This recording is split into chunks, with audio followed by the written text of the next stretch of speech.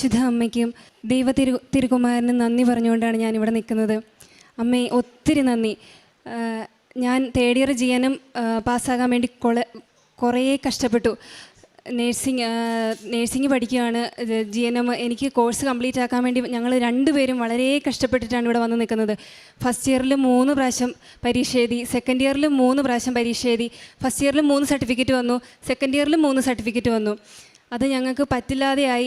എവിടെയെങ്കിലുമൊക്കെ ഹോസ്പിറ്റലിൽ കൊടുക്കുമ്പോൾ ഒരു സർട്ടിഫിക്കറ്റും കൊണ്ടേ പോകാൻ പറ്റുണ്ടായിരുന്നുള്ളൂ. അമ്മയുടെ മുന്നിൽ നിന്ന് ഞാൻ കരഞ്ഞ് പ്രാർത്ഥിക്കാൻ തുടങ്ങി. അപ്പോൾ ഒരു ദിവസം ഞാൻ കോൺവെൻറ്റ് സ്കൂളിലാണ് നേഴ്സിംഗ് പഠിക്കുന്നത്. അവിടെ ഇങ്ങനെ നിന്ന് പ്രാർത്ഥിച്ചുകൊണ്ടിരിക്കുന്ന സമയത്ത് ഒരു സിസ്റ്റർ വന്നിട്ട് ഇങ്ങനെ പറഞ്ഞു, നീ ഓൺലൈനായിട്ട് ഉടമ്പടി എടുക്കുക, ജോസഫ് അച്ഛനെക്കുറിച്ചൊക്കെ കേൾക്കുന്നതല്ലേ, നീ ഓൺലൈനായിട്ട് ഉടമ്പടി എടുക്കാൻ പറഞ്ഞു. അങ്ങനെ ഓൺലൈനായിട്ട് ഉടമ്പടി എടുക്കാൻ വേണ്ടിയിട്ട് എനിക്കത്ര മനസ്സൊന്നും ഇല്ലായിരുന്നു. പക്ഷേ എന്താ പറയുക, വീട്ടിൽ ഞാൻ ഈ കാര്യം അവതരിപ്പിച്ചു. അച്ചാച്ചേ, എനിക്ക് പോകണം. അച്ചാച്ചേ ഓൾറെഡി ഉടമ്പടി എടുത്തിട്ടുണ്ടായിരുന്നു. എനിക്ക് പോകണം, അവിടെ പോയി അച്ഛനെ കാണണം, മാതാവിനെ എനിക്ക് അവിടെ പോയി കാണണം എന്ന് പറഞ്ഞു. അങ്ങനെ ഞാൻ അവിടുന്ന് വന്നു.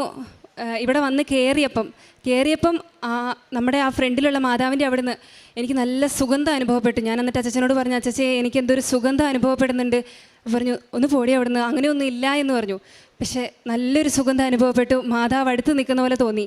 ഇവിടെ വന്ന് ഉടമ്പടി എടുക്കാൻ വേണ്ടി കയറി കഴിഞ്ഞപ്പം ഉടമ്പടി എടുക്കണ്ട എന്നിങ്ങനെ മനസ്സിങ്ങനെ പല പ്രാവശ്യം പറഞ്ഞെങ്കിലും ആരോ നിയോഗങ്ങൾ പോലും ഇല്ലായിരുന്നു. ആരോ മനസ്സിൽ ആവർത്തിച്ച് പറഞ്ഞു, ഉടമ്പടി എടുത്തോ.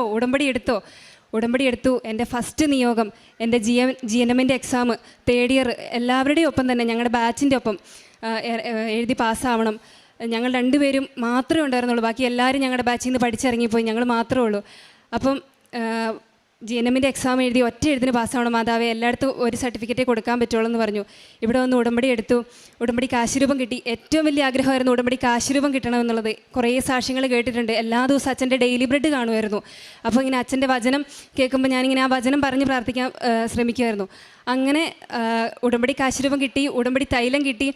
ഇവിടെ വന്ന് ഉടമ്പടി എടുത്തു. ഞങ്ങൾ രണ്ടുപേരും പരീക്ഷയ്ക്ക് പോകാൻ തുടങ്ങി. അങ്ങനെ ഉടമ്പടി ഉപ്പും കുപ്പിയിലാക്കി വിശ്വാസപ്രമാണം ചൊല്ലി 33 പ്രാവശ്യം വിശ്വാസപ്രമാണം ചൊല്ലിയ കുപ്പിയിലിട്ടിട്ട് ഞങ്ങൾ പരീക്ഷ ഹാളിൽ പോകുമായിരുന്നു. പരീക്ഷ ഹാളിൽ പോയി ആ പരീക്ഷ തുടങ്ങുന്നതിന് മുന്നേ ആ വെള്ളം കുടിക്കുകയും ചെയ്യും. പരീക്ഷയ്ക്ക് കയറുന്നതിന് മുന്നേ ഞാൻ ഇവിടെ തലയിലും ഉടമ്പടി തൈലം പൂശുകയും ഞങ്ങൾക്ക് വേണ്ടി ഞങ്ങളുടെ കൂടെ ആയിരിക്കണേ മാതാവേ എന്ന് പറഞ്ഞു. ഏറ്റവും ടഫായിട്ടുള്ള പരീക്ഷയായിരുന്നു. സപ്ലി പരീക്ഷ എഴുതിയാൽ പാസ്സാവുമെന്ന് തന്നെ അറിയത്തില്ല എന്ന് മിസ്സുമാരൊക്കെ പറഞ്ഞായിരുന്നു. പക്ഷേ ഉടമ്പടി കാശുരൂപം പിടിച്ച് അന്ന് രാവിലെ അച്ഛൻ്റെ ഡെയിലി ബ്രെഡ് കൂടിയപ്പോൾ അച്ഛൻ പറഞ്ഞു, ഉടമ്പടി കാശുരൂപം പിടിച്ച് പ്രാർത്ഥിച്ചപ്പോൾ സഞ്ചാരി മാതാവിൻ്റെ അനുഭവം ഉണ്ടായെന്ന്. പരീക്ഷ ഹാളിൽ കയറി ചെന്നു. പരീക്ഷ ഭയങ്കര ബുദ്ധിമുട്ടായിരുന്നു. മാതാവ് അവിടെ അനുഭവം തന്നു. എന്താ പറയുക, സുഗന്ധം കൊണ്ട് മാതാവ് അവിടെ പൂരിതമാക്കി. എൻ്റെ ഇവളുടെയും നടുക്ക് നിൽക്കുന്ന ഒരു അനുഭവം മാതാവ് ഞങ്ങൾക്ക് തന്നു. പിന്നെ പരീക്ഷയുടെ റിസൾട്ട് വന്നു. 4 വിഷയമായിരുന്നു എഴുതാനുണ്ടായിരുന്നത്. പരീക്ഷയുടെ റിസൾട്ട് വന്നു.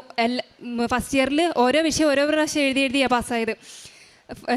തേർഡ് ഇയറിൽ 4 വിഷയം എഴുതി. 4 വിഷയം ഞങ്ങൾ രണ്ടുപേരും ഒരുമിച്ച് ഒറ്റ സർട്ടിഫിക്കറ്റ് ഞങ്ങൾ പാസ്സായി. മാതാവ് ഞങ്ങളെ അനുഗ്രഹിച്ചു. അത്രയും സന്തോഷമുണ്ട്. ഒറ്റ സർട്ടിഫിക്കറ്റിൽ എഴുതി. ഇനി എല്ലായിടത്തും മുഖം ഉയർത്തി പറയാം. ഒറ്റ സർട്ടിഫിക്കറ്റും കൊണ്ട് പോയിട്ട് പറയാലോ.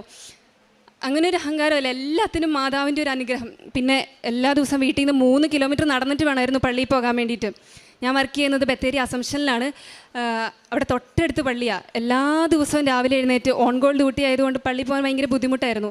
പക്ഷേ എല്ലാ ദിവസവും മാതാവ് തന്നെ ക്രമീകരിക്കും, മാതാവ് തന്നെ പ്രാർത്ഥിപ്പിക്കും.